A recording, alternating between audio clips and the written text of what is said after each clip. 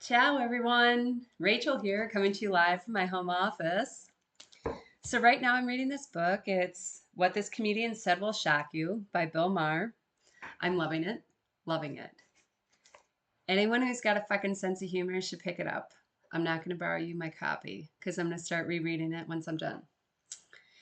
So, I am going to read a passage called Alt Fright. It's very timely. Halloween is right around the corner. We are in an election year. All good stuff.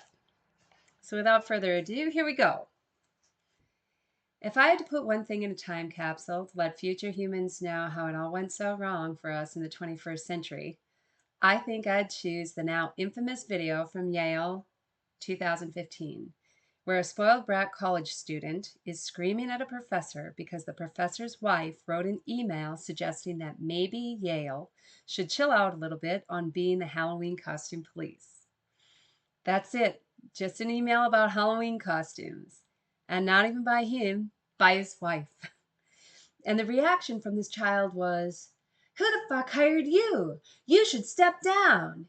If that is what you think of being headmaster, you should step down. It is not about creating an intellectual space. It is not. Do you understand that? It's about creating a home here. You are not doing that." You can't deny the passion. She is adamant that untouchables must be allowed to vote. Oh, wait, that's Gandhi. This girl can't sleep at night because there's no school policy against a white girl dressing up as Pocahontas. How about this for Halloween? If it's too much for your fragile sensibilities and you're worried about seeing someone wearing something that's on the forbidden costume list, just stay the fuck home.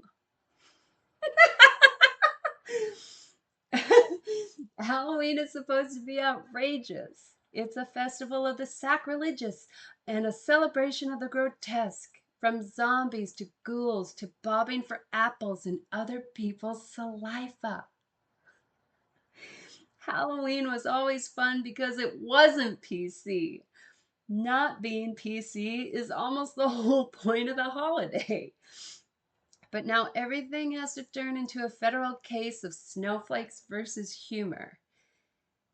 And in that, there is no small degree of irony, because Halloween should be a day that conservatives hate, not liberals, as it embodies everything conservatives fear, like paganism, gay pride, women dressing provocatively, and kids demanding free handouts, which is a little too close to socialism.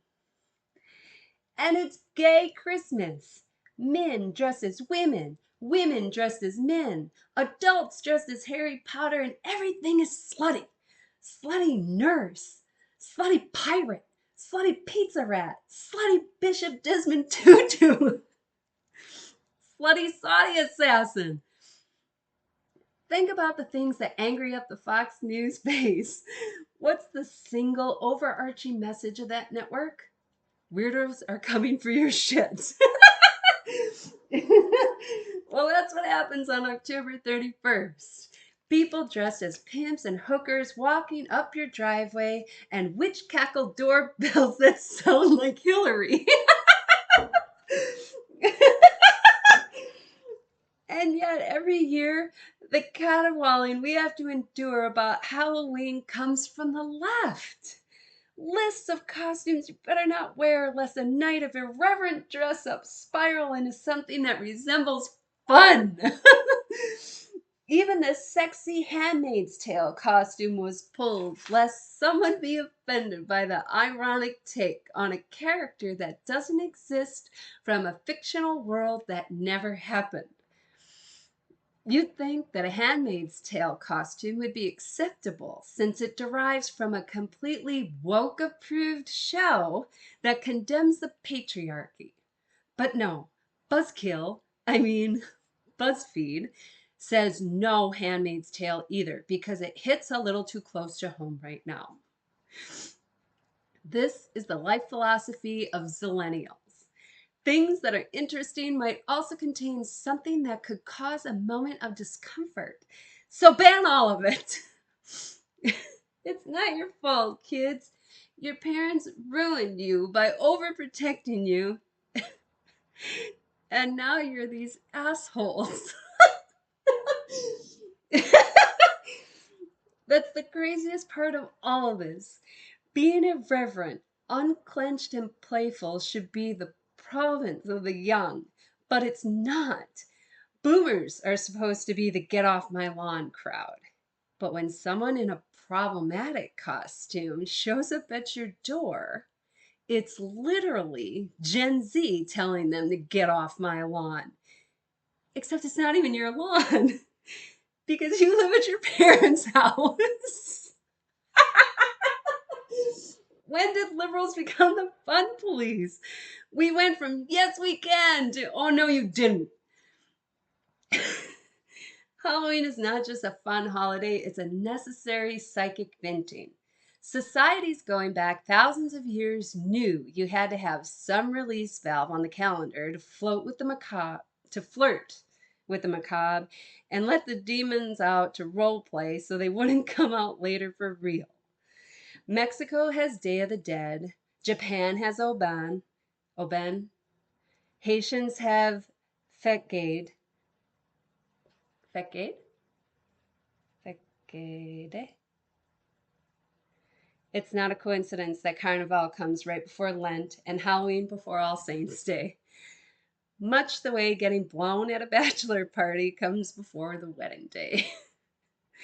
So here's an idea. Clickbait websites. I won't tell you how to harvest and sell my personal data, and you don't tell me what I can wear on Halloween. You know a day I want to cancel?